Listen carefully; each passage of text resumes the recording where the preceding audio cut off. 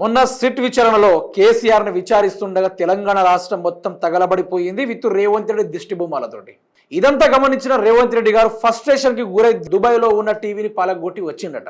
మరి రేవంత్ రెడ్డి ఏమో హార్వర్డ్ యూనివర్సిటీలో చదువుకున్న వ్యక్తి సీదా ఇటు ఇండియాకి రాకుండా ఢిల్లీకి ఎందుకు యూటర్న్ తీసుకున్నాడు?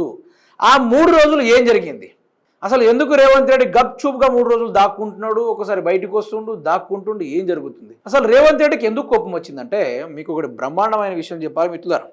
అసలు మొన్న తెలంగాణలో రేవంత్ రెడ్డి సీఎం లెక్క లేడు. మొన్న జరిగిన విషయంలో చూసుకుంటే రేవంత్ రెడ్డి సీఎం లెక్కనే లేడు.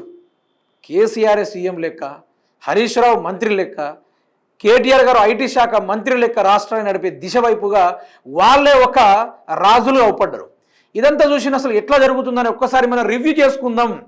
మనం ఆడిస్తున్నాం కదా, ఎట్లా జరుగుతుందని ఒక్కసారి మనం దుబాయ్ పోయి రివ్యూ చేసుకుందామని చూసిర్రట. చూస్తే టీవీలు పెద్ద స్క్రీన్ పెట్టి చూసిర్రట. మొత్తం రేవంత్ రెడ్డి దిష్టి బొమ్మలు, ఒకడేమో ఉరితాడేసుకొని గుంజుతాడు, ఇంకోడేమో పెట్రోల్ ఇక్కడ పోసి కాలబెడతాడు. ఓ రేవంత్ రెడ్డి నీ దినాలు కాననుకుంటూ పాడే మోసుకుంటూ వాళ్ళు పోతారు. ఏకంగా గోదావరి ఒడ్డున పోయి పిండ ప్రదానాలు కూడా చేసి వాళ్ళు చేసిర్రు. మరొకలేమో చెప్పులతోటి ఫోటోల మీద కొట్టుడు. ఇట్లా ఇన్ని జరగడం వల్ల, ఇన్ని జరిగిన తర్వాత ఏం జరిగిందయ్యా మిత్రులారా అంటే ఎంత చూసి రేవంత్ రెడ్డి బాగా ఫ్రస్ట్రేట్కి గురైండట. గురయ్యి ఉన్న టీవీ బ్రహ్మాండమైన 75 ఇంచుల టీవీ పక్కున పలగొట్టి మీరందరూ ఏం పీకుతున్నారు, రాష్ట్రంలో ఉన్న సోషల్ మీడియా వాళ్ళు మీరందరూ ఏం చేస్తున్నారు, యూట్యూబ్లో చూసిన వాళ్ళే, క్రోమ్లో చూసిన వాళ్ళే, గూగుల్లో చూసిన వాళ్ళే, జెమినైలో చూసిన వాళ్ళే, ఈరోజు social media Instagram, Twitter, Facebook, WhatsApp ఏది చూసినా కూడా బీఆర్ఎస్ మోత మోగుతూ ఉంది.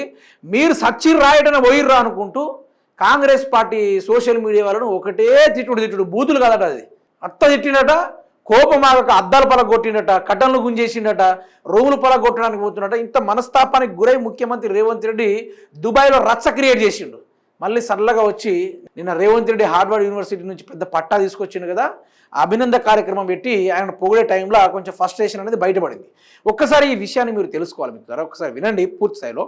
దుబాయ్లో పలికిన టీవీలు. గత కొన్ని రోజులుగా విదేశీ పర్యటనలో ఉన్న తెలంగాణ రాష్ట్ర ముఖ్య నేత నిన్ననే హైదరాబాద్ చేరుకోవాల్సి ఉండగా దుబాయ్లో 3 గంటలు ఆగిన ముఖ్య నేత.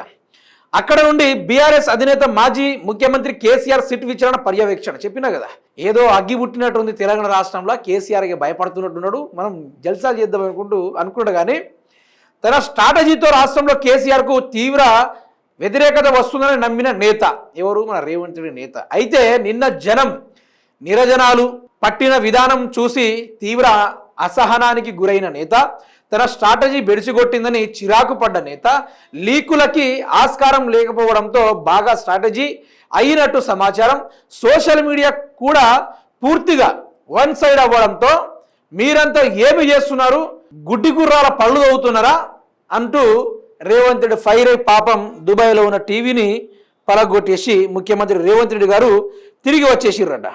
ఎందుకో తెలుసా రేవంత్ రెడ్డికి ఎట్లా ఫ్రస్ట్రేషన్ అయిందంటే, ఒక్కసారి మీకు ఈ వీడియో చూపెడతా. ఈ లెవెల్లో ప్రజలందరూ ఏకమై పరిగెత్తుకుంటూ వస్తే రేవంత్ రెడ్డి ఫ్రస్ట్రేషన్ కాకుండా ఏముంటుంది మిత్రులారా?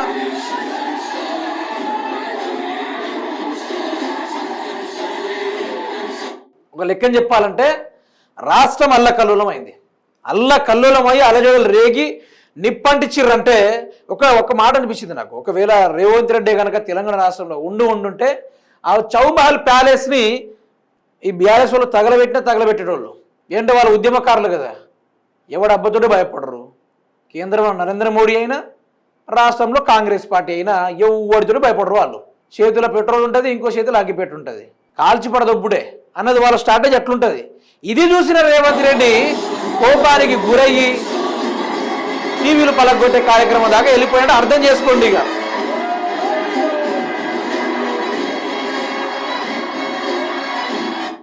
ఇది రేవంత్ రెడ్డి ఏమనుకున్నాడా, మనం రాజేసిన అగ్గి భగ్గున మండుంటుంది, కేసీఆర్ ఇక ప్రజల్లో మొత్తం జీరో అయిపోతాడు, ఇక నేను హీరోని అయితా అనుకున్నారు. కానీ ఇక అసలు ఓటుకు నోటు కోసు దొంగలే ఇక ఇట్లాంటి కేసుని పట్టిన వాళ్ళు. అది ప్రజలకు ఇంకా జ్ఞానోదయమైంది. ఇక్కడ కేసీఆర్ అవినీతి బయటపడలా, రేవంత్ రెడ్డి యొక్క అవినీతే బయటపడింది.